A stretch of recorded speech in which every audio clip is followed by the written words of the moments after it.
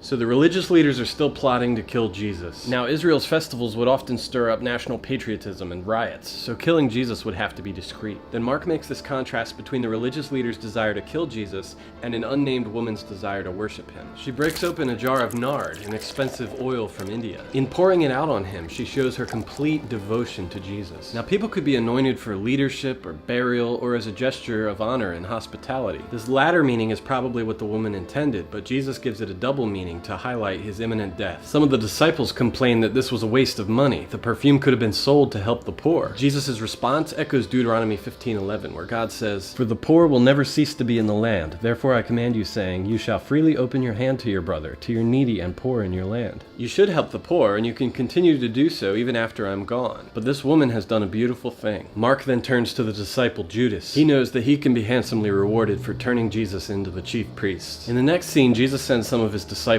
to prepare the Passover meal. There's some debate as to whether they celebrate this meal on Passover itself or a day early, but Jesus is giving new meaning to this ancient Jewish feast.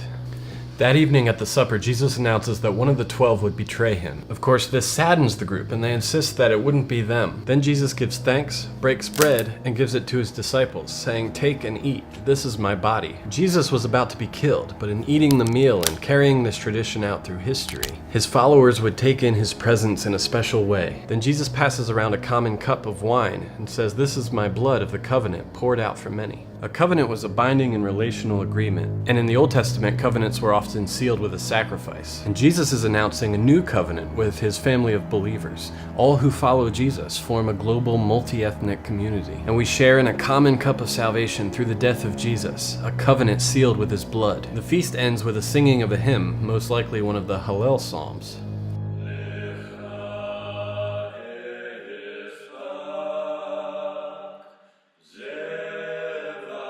Jesus then predicts that his disciples will all fall away. Peter insists that he'll never fall away from Jesus, but Jesus says that Peter will deny him 3 times before the rooster crows.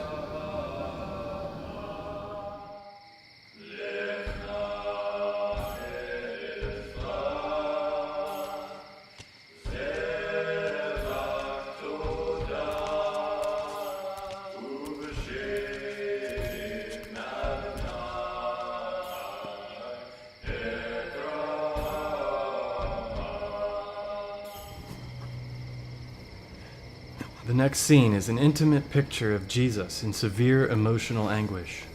He goes to a garden of Gethsemane to pray.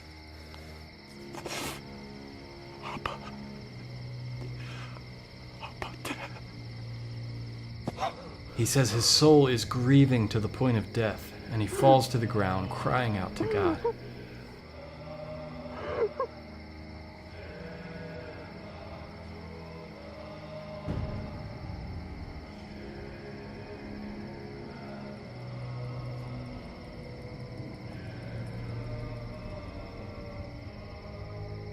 He wants God to take the cup from him, but he's also fully committed to God's will. And in this dark hour, Jesus finds that his disciples had fallen asleep when he needed them the most. In the end, he was alone. Finally, Judas appears with an armed mob.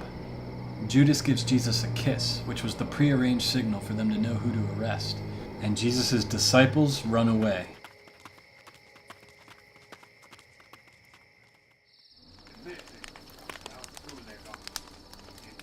Ego kataluso to naon totan. Huka pakrene huden?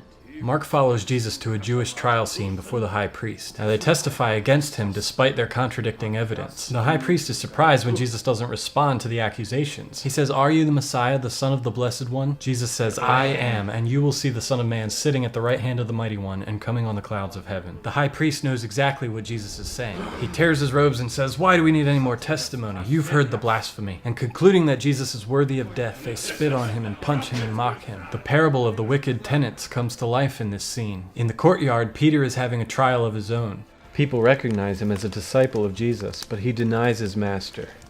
This happens 3 times before a rooster crows, and Peter remembers Jesus' prediction. Peter had failed as a disciple of Jesus. When trouble and persecution came, he quickly fell away, just hours away from the end of the road to the cross.